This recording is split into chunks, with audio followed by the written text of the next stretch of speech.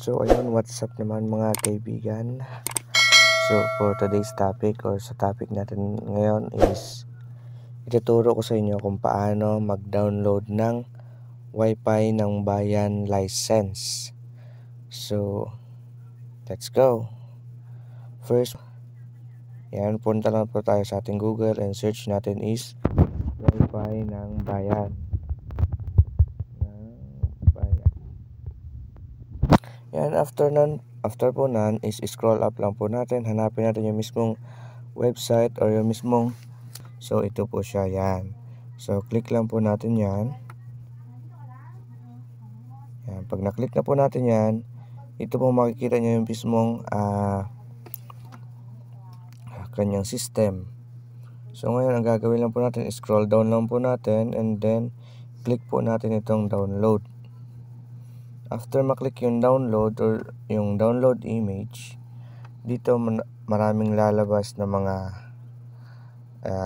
board o yung mga kung anong klaseng board ang inyong mga gamit. Meron po dito yung Raspberry Pi 3 or 4, meron Orange Pi PC or 1, meron din sila mga sub-window files and diagrams tulad sa mga light version, Raspberry Pi VLAN, Orange Pi 1 or PC VLAN, and Raspberry Pi version 4 Wi-Fi ready or Orange Pi version 4 AP ready.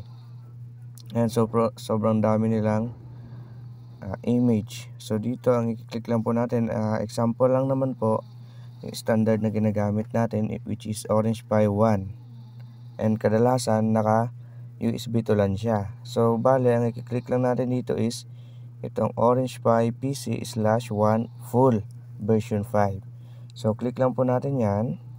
Ayan, and then click tayo ng selected account or yung email address natin. Then okay. After nun, lalabas itong meron dito mga full version ay old version. Ayan, old version siya or VLAN. Itong dalawa na to, yan, yung dalawa na yan is ano siya, naka USB to LAN, and itong isa naman is naka VLAN setup.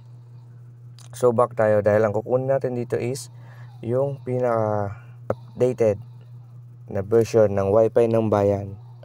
So dito dalawa lang yung pinaka updated nya, which is modified siya last December 30, 2023. So dito click natin itong WP full version 5, yan ito, which is karamihan kasi ng mga gamit natin sa mga piece Wi-Fi is naka USB to LAN.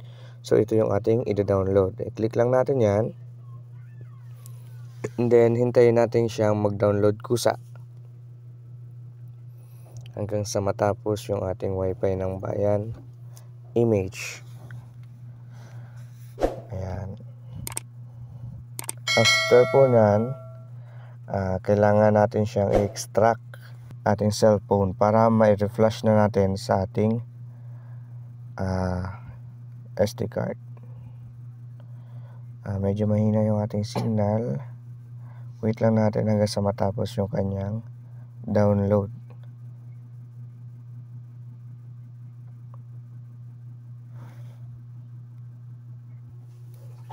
So ayan, 39% na po siya, and wait lang natin matapos until mag 100%.